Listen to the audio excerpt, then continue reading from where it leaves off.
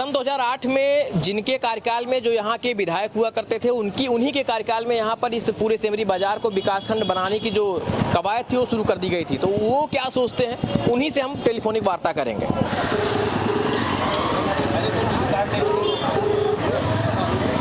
Hello hello जी विधायक जी नमस्कार, मैं आलोक दुबे बात कर रहा हूँ अपना सुल्तानपुर से।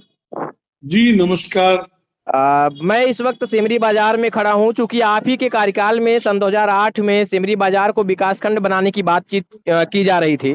जी अभी सेमरी बाजार को विकासखंड बनाने की जो बात थी उस पर कहीं ना कहीं असमंजस की स्थिति पैदा हो रही है, इस पर आप क्या कहना चाहेंगे? देखिए, सेमरी तीन तरफ से 3 ब्लॉकों के क्षेत्रफल को काटकर एक नया ब्लॉक वहां के लोगों की सुलभता के लिए बनाए जाने का प्रस्ताव मेरे द्वारा शासन को किया गया था। क्योंकि वहां से लोग कूड़े बाहर जाते हैं, वह भी लगभग 30 किलोमीटर 25 किलोमीटर 30 किलोमीटर की दूरी है।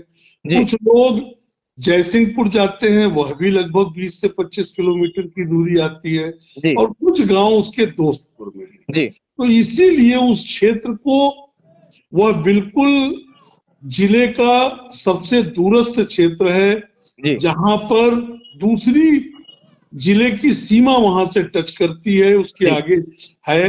वो बहुत ही पिछड़ा हुआ इलाका था, इसीलिए मैंने उस क्षेत्र के विकास के लिए यह प्रस्ताव किया था कि यदि इसे विकासखंड बना दिया जाएगा तो यहाँ के लोगों को सुलभता के साथ सरकारी योजनाओं का लाभ मिल सकेगा।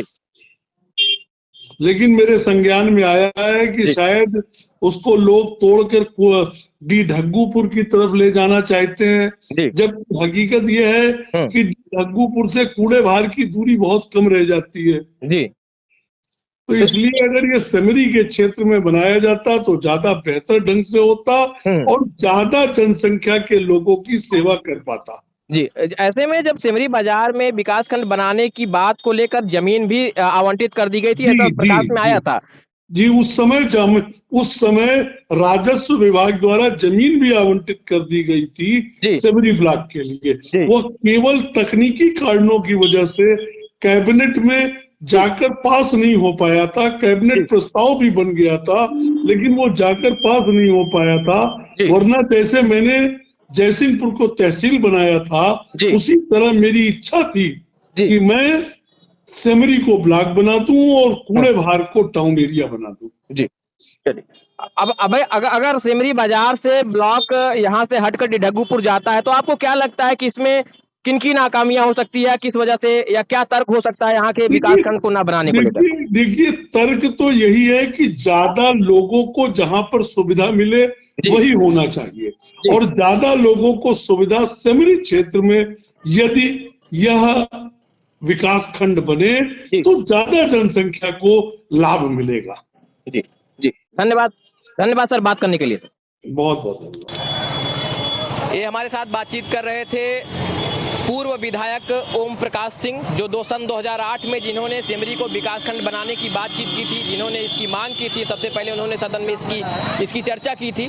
आज वो क्या कह रहे हैं आप सुन ही रहे हैं, लेकिन फिलहाल अभी जो सेमरी बाजार को विकासखंड बनाने की जो बातचीत है वो निश्चित तौर पर उस पर असमंजस की स्थिति पैदा हो गई है। ऐसे में यहाँ के वर्तमान जनप्रतिनिधि क्या करते हैं उनसे भी हम जानने की कोशिश करेंगे।